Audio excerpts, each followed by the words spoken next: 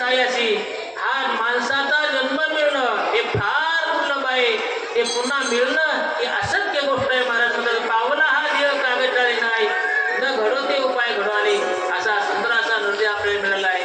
म्हणून नृत्यामध्ये आल्यानंतर परमार्थ केला पाहिजे. महाराज या ठिकाणी आपला हा देवी भागवत कथा महोत्सव चालू आहे. आपण कथा चालू होती आपली. शुकाचार्य महाराजाला व्यासाने जनकाच्या दरबारामध्ये पाठवलेला आहे आणि जनकाच्या दरबारामध्ये पाठवल्यानंतर राजा जनक असताना त्याला 500 बायका आहेत महाराज. आणि 500 बायका असून एवढा मोठा राजा असून सुद्धा तो संसारामध्ये असून सुद्धा संसारामध्ये नव्हता. काय असवायचा कोठे आठवची नाही देहीची विदेही भोगू दशा. तो सरळ संसार करत होता. पण त्याची अवस्था कशी होती काल तुम्हाला कथा सांगितली ना. जीवनमुक्ताची अवस्था कशी असते. त्या राजा जनकाने शुकाचार्य महाराजाला त्या ठिकाणी आपल्या राज्यामध्ये प्रवेश केल्याबरोबर त्याची मिरवणूक काढली आणि मिरवणूक काढल्यानंतर त्याच्याजवळ असलेली पाण्याची भरलेली परात दिली आणि मिरवणूक निघालेली आहे. पाणी सांडून द्यायचं नव्हतं अशी अट होती. आणि फिरून फिरून शुकाचार्य महाराज आले. म्हणजे राजा महाराज म्हणतात राजा म्हणतो महाराज बघितलं का माझं राज्य. त्यामुळे शुकाचार्य महाराज म्हणतात महाराज मी काहीच बघितलं नाही. म्हणले का बघितलं नाही. परातीचं पाणी सांडलं म्हणून. तुम्ही काल ऐकले का. मग का बघितलं याच्याचं लक्ष कुठं होतं. परातीच्या पाण्याकडे होतं. परातीकडेच होतं. कसं महाराज म्हणतात संसार करावा पण संसार करता करता आपलं चित्त सरळ त्या परमात्म्याकडे लावावं. संसार सोडायचा कोणीच सांगितलं नाही. महाराज राजा जनकाचं उदाहरण कशाकरता सांगितलं या ठिकाणी भागवतामध्ये. राजा जनकाचं एवढं राज्य होतं पण तो असला जीवनमुक्त म्हणून त्याची नोंद झाली. वेदही असणारे म्हणून त्याची नोंद झालेली आहे. कारण त्यानं परमार्थ केला. संसारही केला आणि परमार्थही केला. पण संसार करता करता महाराज म्हणतात त्यानं परमात्म्याला कधी विसरलं नाही. आपण गवळणीचा दृष्टांत ऐकतो. गवळणी सर्व कार्य करत होत्या पण देवाला कधी विसरलं नाही. ठीक नाही. डोक्यावर एखाद्या ग्रस्ताच्या जर घागर दिली ना महाराज घागर दिल्यानंतर तो चालतो महाराज. चालताना चालताना एखाद्या महिला तर जुन्या काळची गोष्ट आहे. आता घरोघरी पाणी आलेलं आहे. जुन्या काळामध्ये विहिरीहून पाणी भरावं लागायचं. मग जुन्या काळचं महिला मंडळ पाणी भरायचं. डोक्यावर घागर घेऊन चालायचं. चालता चालता महिला मंडळ वाटामध्ये कोणीतरी भेटलं तर त्यांना सुद्धा बोलत त्यांना बोलायच्या चालायच्या. पण एवढं बोलत चालत असताना लक्ष कुठं असायचं महाराज. डोक्यावरल्या घागरीकडं. कारण डोक्यावरली घागर पडली नाही पाहिजे. कारण जुन्या काळामध्ये घागरी कशाच्या होत्या कशाच्या होत्या खापराच्या घागरी होत्या. एक नाही. ज्यावेळेस पाणी आणायचं होतं त्यावेळेस खापराच्याच घागरी होत्या. आता घागरी कशा आल्या तर मजबूत घागरी आल्या. पण आता पाणी आणायचंच काम नाही. कुठली का कोणालाच पाणी आणायचं काम नाही. ठीक आहे. मग घागरीकडे चित्त असायचं. चालता चालता बोलायचं चालायचं सर्व करायचं पण चित्त कुठं ठेवायचं डोक्यावरल्या घागरीकडे. तसं महाराज म्हणतात संसार करायचा संसार सोडायचं सांगितलं नाही महाराज. ठीक नाही. लोकांना जर म्हटलं संसार सोडा लोक म्हणते महाराज तुम्हाला काय लागलं आम्हाला परमार्थ करायचा सांगा संसार सोडायला सांगू नका. अशा लोकांना महाराज म्हणतात या सोणी संसारी जिवे वेग करे वेदशास्त्र वारे वायसना. अशा प्रकारे संसार करता करता परमार्थ करायचा. राजा जनकानं संसारही केला परमार्थही केला आणि परमार्थ राजा जनकाचा यशस्वी झाला. शुकाचार्याला सुंदर असा उपदेश केलेला आहे. आणि शुकाचार्य महाराज राजा जनकाच्या आश्रमातून आपल्या व्यासाच्या म्हणजे वडिलांच्या आश्रमामध्ये आलेले. वडिलांचं दर्शन घेतलेले महाराज. वडिलांनी व्यासाने असं शुकाचार्याला विचारलं बाळा तुला कळालं का परमार्थ कसा करावा आणि संसार कसा करावा आणि संसार करता करता भगवंताची प्राप्ती कशी करून घ्यावी. त्यावेळी शुकाचार्य महाराज म्हणतात ठीक आहे. जीवनमुक्ताचा सर मी या ठिकाणी संसार बघितलेला आहे. राजा जनकानं मला सुंदर असा उपदेश केलेला आहे. आणि खरोखर ज्ञानी माणसानं सुद्धा लोकांकरता काही ना काही कर्तव्य केलंच पाहिजे. बघा भगवद्गीतेमध्ये श्लोक आहे ज्ञानोबा सुंदर वर्णन करतात. एखादा मनुष्य मुक्त अवस्थेला जरी प्राप्त झाला असला तरी त्यानं लोकांकरता कर्म केलं पाहिजे. लोकांकरता सत्कर्म केलं पाहिजे. लोकांकरता संसार केला पाहिजे. ज्ञानोबा सुंदर वर्णन करतात महाराज देखे प्राप्तार्थ झाले जे मोठ्या प्राप्त स्थितीला पोहोचले पण तयाही कर्तव्य असे निष्कामता पावले त्याही कर्तव्य उरले लोका लागे. ज्ञानोबाला सुद्धा दर्शन देतात. मार्गी अन्ना सैसा पुढे देखनाही चाले जैसा अज्ञाना प्रगटावा धर्म तैसा आचरणी. एखाद्या मनुष्य आंधळ्या माणसाला चालत चालत देत असताना जो डोळस मनुष्य असतो तो सुद्धा आंधळ्या माणसासोबत आंधळ्या माणसासारखा चालत असतो. त्याप्रमाणे जे ज्ञानी माणसं आहेत ते मोठ्या अवस्थेला पोहोचले त्यांनी सुद्धा अज्ञानाला सन्मार्गाला लावण्याकरता महाराज म्हणतात हे सर्व केलं पाहिजे. विशेष आचरावे लागे संधी. जनकाने तेच समजावून सांगितलं. तुकाचार्य सरी व्यासाला सांगतात. व्यासाला समाधान म्हटलं आणि व्यास म्हणतात बाळा आता लग्न करायचं ना. मग व्यासाने या सारे सुकाचार्य महाराजांकरता मुलगी बघितलेली आहे. एक पेवरी नावाची मुलगी बघितली आणि पेवरीचा आणि सुकाचार्याचा विवाह झाला. सुकाचार्य महाराजांचा संसार आनंदामध्ये झालेला आहे. त्याच्यानंतर त्यांना 4 मुलं झाले आणि एक मुलगी झाली. त्या मुलीचं नाव कीर्ती आहे. त्या कीर्ती मुलगी असणारी तिला सुद्धा नातू झालेला महाराज. त्या नातवाचं नाव देववृत्त आहे. आणि अशा प्रकारे आनंदामध्ये सुकाचार्य महाराज संसार झाला. आणि कालांतरानं सुकाचार्य महाराजांनी घराचा त्याग केला. कैलास पर्वतावर गेले आणि त्या ठिकाणी भगवती जगदंबा मातेची आराधना केली. भगवती जगदंबा मातेचं ध्यान केलं आणि सुकाचार्य महाराजांनी आपला त्या ठिकाणी उद्धार करून घेतला. व्यास महाराजांसारखं म्हणतात मुलगा गेला आणि वडील पुन्हा आहेतच. व्यास महाराज का आहे? कारण त्याचं कारण असं आहे व्यास हे जे 7 चिरंजीव सांगितलेले आहेत त्याच्यापैकी व्यास हे चिरंजीव आहेत. त्यांना मृत्यू नाही महाराज ते चिरंजीव आहेत. मुलगा गेला. व्यासाजवळ असणारे शिष्य सुद्धा सर्व निघून गेले आहेत. व्यास दुःख करतात आता मला कोण राहिलं, माझ्याजवळ कोण आहे? माझ्याजवळ कोणीच नाही, मी एकटाच राहिलेलो आहे. व्यासाला दुःख वाटायला लागलेलं आहे. आपला मुलगा सुद्धा गेला. अगोदर मुलाकरता मी प्रयत्न केला, मुलगा झाला मी. त्याच्यानंतर तो विद्याभ्यास केला, त्यानं ज्ञानी झाला, लग्न केलं, संसार केला, मुलं बाळ झाले, नातरुंड झाले आणि सर्व आनंदाचा संसार करून त्यानं स्वतःचा असणारा उद्धाराकरता वनामध्ये गेला, भगवतीची साधना केली आणि तो सुद्धा सर्व उद्धरून गेला. आणि मी आता या ठिकाणी एकटाच राहिलेलो आहे. व्यास दुःख करतात महाराज. आणि व्यास दुःख करत असताना व्यासाच्या मनामध्ये आलं आता कुठं जावा. तेवढ्यात व्यासाच्या ध्यानामध्ये आलं की आपण आता आपल्या आईकडे गेलं पाहिजे. कुठं गेलं पाहिजे? आपल्या आईकडे गेलं पाहिजे. कारण ज्यावेळेस जीव असताना दुःखी होत असतो मग दुःखाचा परिहार करण्याकरता जीव कुठं जात असतो? जिथं आपलं जिव्हाळ्याचं नातं असतं तिथं जात असतो महाराज. जिव्हाळ्याचं नातं जिथं नाही तिथं जीव जात नाही. व्यास दुःखी आहेत. मग व्यासाने विचार केला आपल्या आईकडे जावं. व्यासाच्या आईचं नाव आहे सत्यवती. व्यास सत्यवतीचा शोध घेण्याकरता गेले, गंगेच्या तीरी गेले. आणि गंगेच्या तीरी गेल्यानंतर त्या कोळ्याची मुलगी असणारी होती सत्यवती.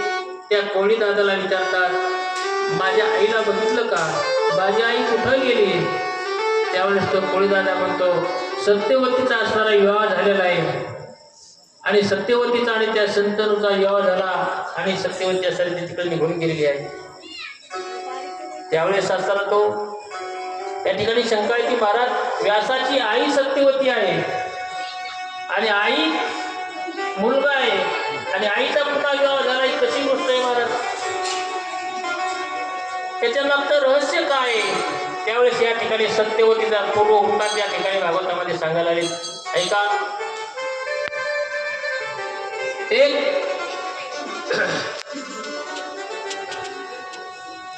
संपूर्ण त्या ठिकाणी सांगायला आले.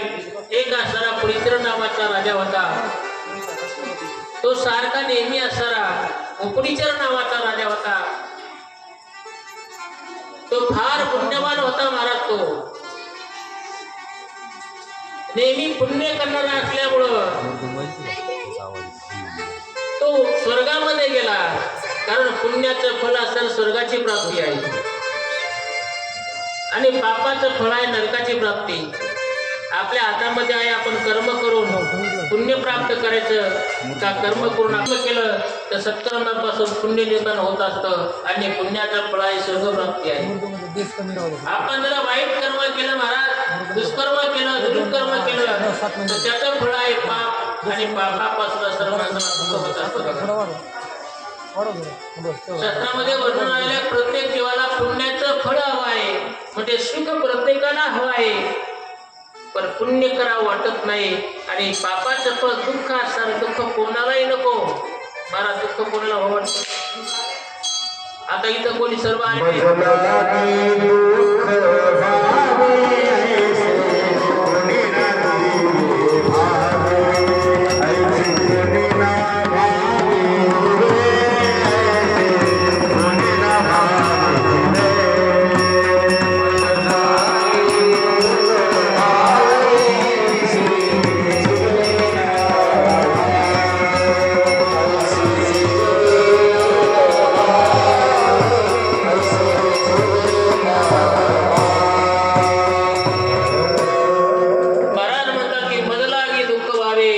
ऐसे कोणी भावेना देवे. मला दुःख मिळावं असं मनामध्ये सुद्धा कोणाला वाटत नाही महाराज. मग दुःख मिळावं असं वाटत नाही, पण दुःख त्याच्यामुळे मिळतं, त्याचं कारणाचा माणसं विचार करीत नाही महाराज. माणसानं नेहमी कारणाचा विचार केला पाहिजे. कार्याचा विचार सर्वजण करतात, पण कारणाचा विचार कोणीच करत नाही. झाल्यानंतर विचार करतात, म्हणजे कशामुळे झालं त्याचा विचार कोणी करत नाही महाराज. आपल्या जर दुःख झालं महाराज, तर ते आपल्या कर्माचं फळ आहे महाराज. कर्म सिद्धांत असा आहे की कोणाचं कर्म कोणाला असं त्याच्यामध्ये बदलच होत नाही महाराज. ज्याचं कर्म त्यालाच मिळत असतं, ज्यानं जे कर्म केलं त्याचं फळ त्यालाच मिळत असतं महाराज. तुम्ही वनामध्ये असा किंवा जनामध्ये असा, एकांतामध्ये असा किंवा लोकांतामध्ये असा, तुम्ही जसं कर्म कराल, सत्कर्म केलं तर त्याचं फळ असं तुम्हाला चांगलं मिळणारच आहे महाराज म्हणतात. कारण कर्म असं आहे, पुन्हा फळ दिल्याशिवाय नष्ट होतच नाही. आता जरी नाही मिळालं तरी महाराज ते केव्हा ना केव्हा तुम्हाला ते फळ देऊन जातच असतं महाराज.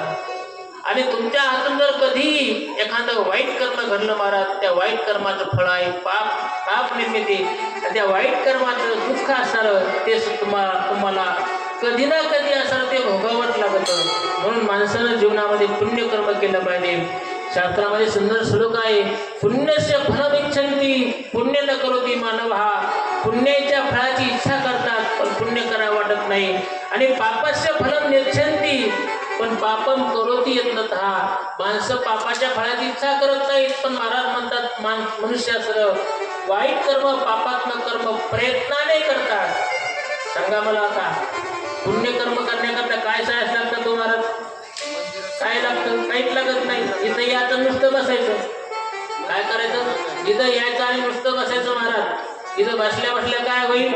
महाराज म्हणतात ते राम नाम होईल श्रवण घडील भोजन वचिष्ठाचे.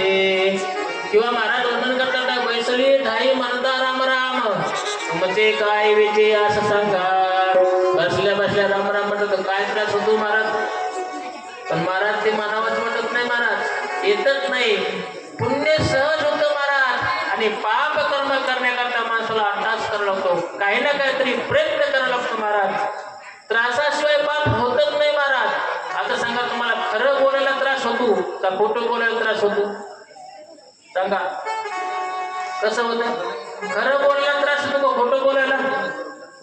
खरं बोलायला काही त्रासच नाही महाराज. खरं बोलायचं काय नाही, जसं आलं ते धडकन मनुष्य बोलतो. आणि जरासं खोटं बोलायचं असलं की विचार करलो का आपण खोटं बोलायलो.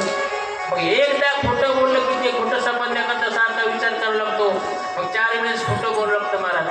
म्हणून खरं बोलायला काहीच लागत नाही, सहज खरं बोलता येतं, काहीच त्रास होत नाही. पण खोटं हे बोलणं हे त्रासाशिवाय होत नाही. याचा अर्थ असा आहे, पुण्य करण्याकरता माणसाला काहीच लागत नाही महाराज. पण पाप करायचं म्हणलं की त्याच्याकरता काही ना काही कष्ट लागतात, काही ना काही त्रास होतो. पण असा त्रास सहन करत सुद्धा माणसं अति प्रयत्नानं पाप करतात आणि त्या पापाचं फळ असताना दुःख भोगावं लागतं महाराज. म्हणून जीवानं एक सिद्धांत आहे बघा, जीवानं कर्म करत असताना जीवासरा बेसावधपणे कर्म करतो आणि भोगण्याची वेळ आली की कोणतंच बसतो. मी काय कोणाचं केलं? अरे बाबा तू कोणाचंच काय नाही केलं. माणसं म्हणतात देवावर रुसतात. ऐक ना, माणसं काय करतात? देवावर रुसतात. आता मी रात्रंदिवस देवदेव केला, सारखं देवाचं नाव घेतलं, देवानं माझ्या वेळ काऊन आणली. अहो देव कोणालाच काय सुख देत नाही, दुःख देत नाही. आपलं कर्मच आपल्याला सुख देतं आणि आपलं कर्मच आपल्याला दुःख देतं. जगद्गुरु तुकोबाराय सुंदर प्रमाण देतात.